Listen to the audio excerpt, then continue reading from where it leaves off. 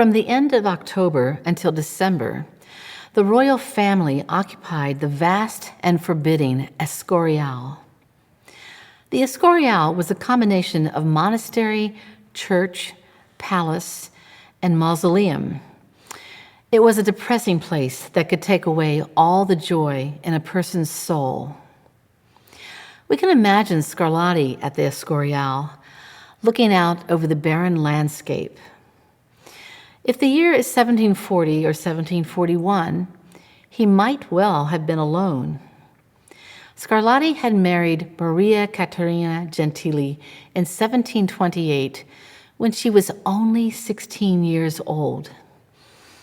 She was a beautiful, dark-haired Roman girl of noble family. They had 5 children together, and their first child had been born in Spain. Sadly, Maria died in 1739. She was only 27 years old. Scarlatti must have been heartbroken and utterly devastated. At the beginning of this sonata in C minor, Scarlatti indicates "for one hand alone." This is the only sonata with this marking. There is sadness, a feeling of abandonment, as if a part of us is gone forever.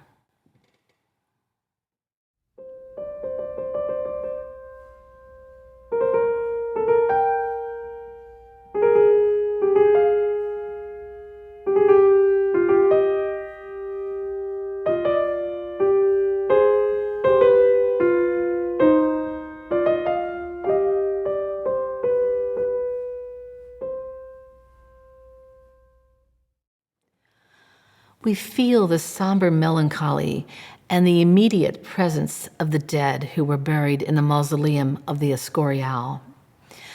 The opening music that was for one hand now has an accompanying figure. We can imagine Scarlatti walking solemnly in the funeral procession of his beloved wife.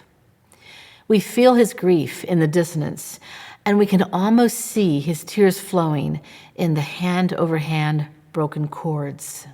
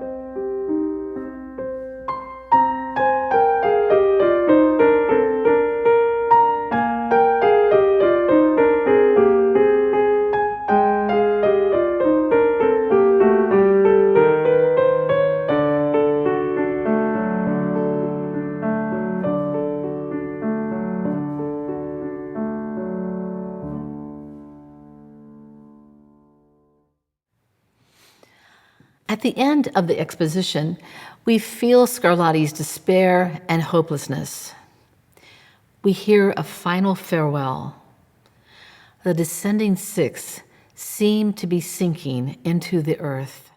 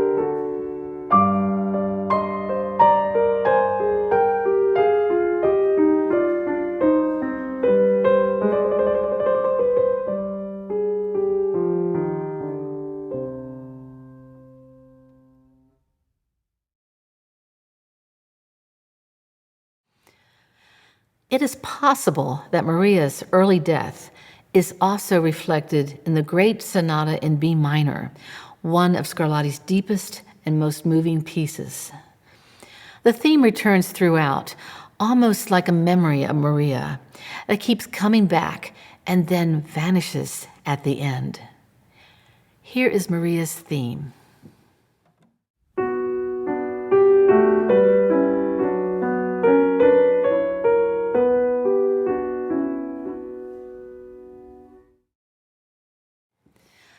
In this piece, we have a rare example of a sonata that reveals Scarlatti's total mastery of counterpoint. Here, the counterpoint becomes texture, color, harmony, and emotion. The lines move freely and expressively through different keys and different registers.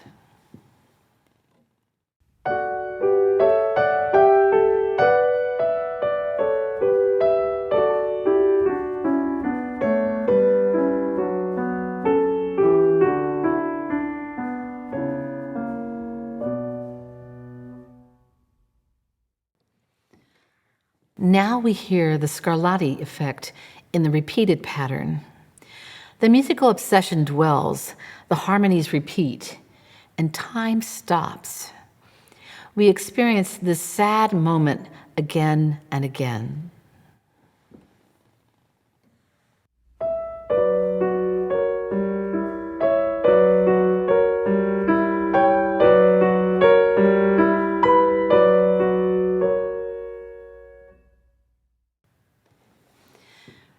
This is followed by the codetta, where we hear descending sixths in a totally non-contrapuntal texture. At the end of this section, Scarlatti gradually reduces the voices from 3 to 2 to 1. This is a textural decrescendo that takes all the energy away.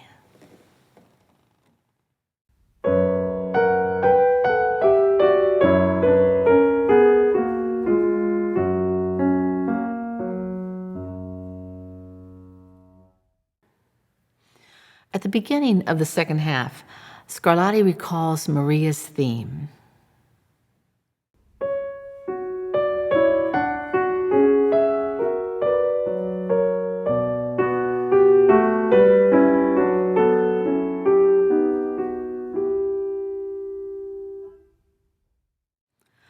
Scarlatti builds tension with the ascending lines.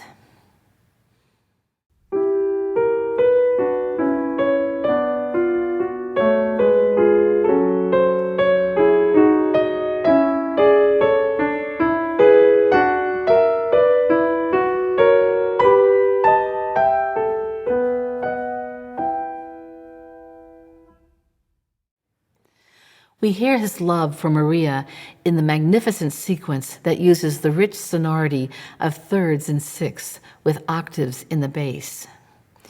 We hear her theme one last time.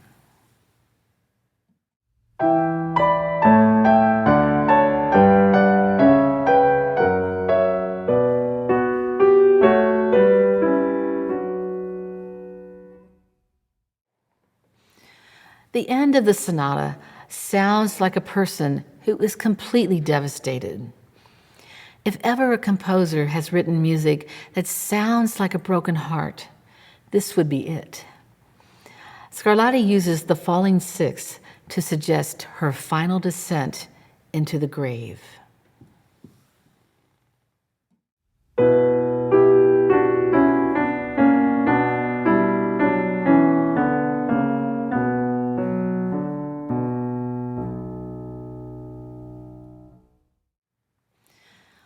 There are very few sonatas where the prevailing texture is contrapuntal throughout, and this sonata in B minor is the only sonata where the opening theme returns as a kind of idée fixe or leitmotif. We experience this tragic story and mourn with Scarlatti even after the passage of hundreds of years. Here is the complete sonata in B minor.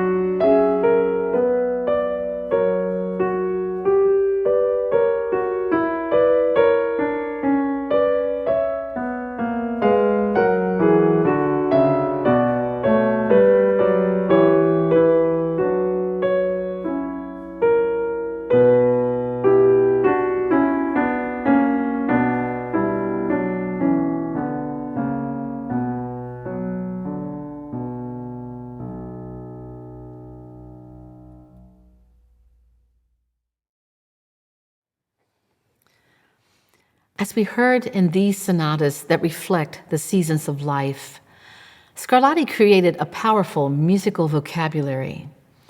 Intervals, chords, and contrapuntal lines are used for their emotional power.